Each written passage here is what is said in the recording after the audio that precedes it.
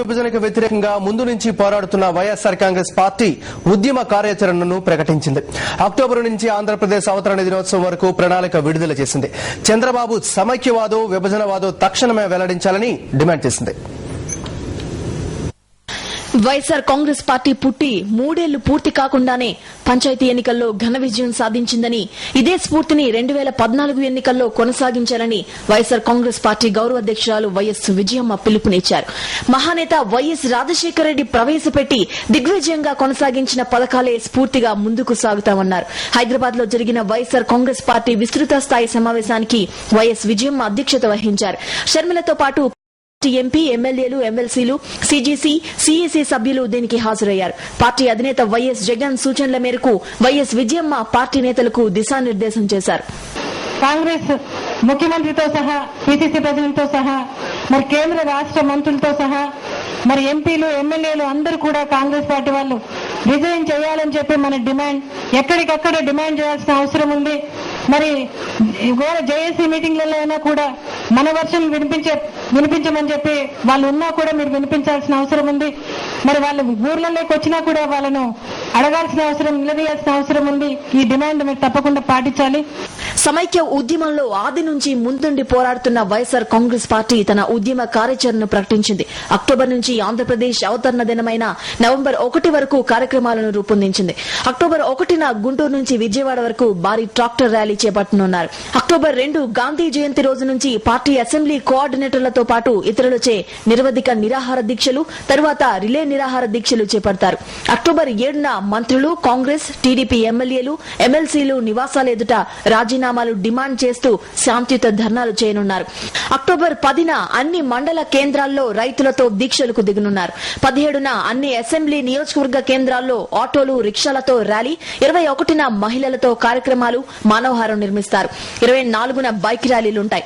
26న జిల్లాల్లోని సర్పంచ్లు, సర్పంచ్ పదవికి పోటీ చేసిన అభ్యర్థులు జిల్లా కేంద్రాల్లో ఒకరోజు దీక్ష చేపడతారు. 29న విద్యార్థులతో, యువకులతో కార్యక్రమాలు. నవంబర్ 1న నియోజకవర్గాల్లోని అన్ని గ్రామ పంచాయతీల్లో గ్రామ సభలు, సమైక్యాంధ్ర కోరుతూ తీర్మానాలు చేస్తామని పార్టీ ప్రకటించింది.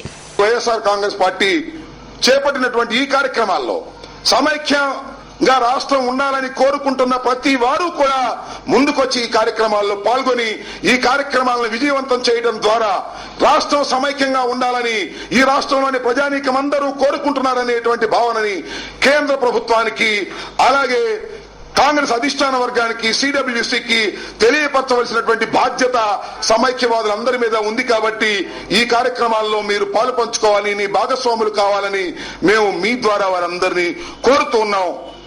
కాంగ్రెస్, టీడీపీల ముందు 4 డిమాండ్లు ఉంచింది వైఎస్ఆర్సీపీ. కాంగ్రెస్ పార్టీ అడ్డగోలుగా రాష్ట్రాన్ని విభజించిందని, కేబినెట్ నోట్ రాకుండా అడ్డుకునేందుకు కాంగ్రెస్ ఎంపీలు, ఎమ్మెల్యేలు తక్షణం రాజీనామా చేయాలన్నది తమ తొలి డిమాండ్ అని స్పష్టం చేసింది. బ్లాంక్ చెక్ లాంటి లేఖను చంద్రబాబు ఇవ్వడం వల్లే రాష్ట్ర విభజనకు కాంగ్రెస్ సాహసించిందని, తక్షణం చంద్రబాబు తాను రాజీనామా చేయడంతో పాటు ఎమ్మెల్యేలు, ఎంపీలు, ఎమ్మెల్సీలతో రాజీనామాలు చేయించాలని రెండో డిమాండ్ చేసింది.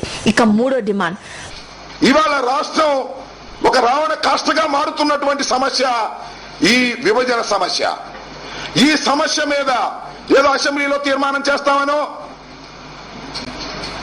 ప్రణబ్ ముఖర్జీ గారు పంపినప్పుడు, ప్రెసిడెంట్ గారు పంపినప్పుడు మేము తీర్మానం చేస్తామనో కాకుండా తక్షణమే శాసనసభను సమావేశపరిచి దానిలో ఈ సమస్యను డిస్కస్ చేసి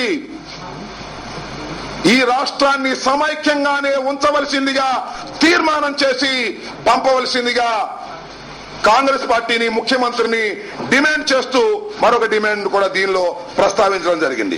సీమాంధ్రలో రాజకీయేతర జేఏసీలకు వైఎస్ఆర్ కాంగ్రెస్ పార్టీ అభినందనలు తెలిపింది.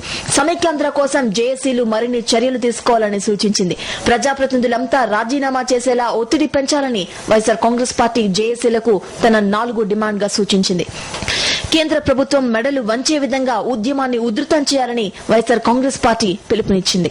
సమైక్య ఉద్యమంలో లీడ్ రోల్ పోషించేందుకు అవసరమైన కార్యాచరణని వైఎస్ఆర్సీపీ రూపొందించింది. ఈ ప్లాన్ ఆఫ్ యాక్షన్ ని సక్సెస్ చేసి సమైక్యాంధ్ర ఛాంపియన్లుగా నిలబడతామని ఆ పార్టీ నేతలు ధీమా వ్యక్తం చేస్తున్నారు.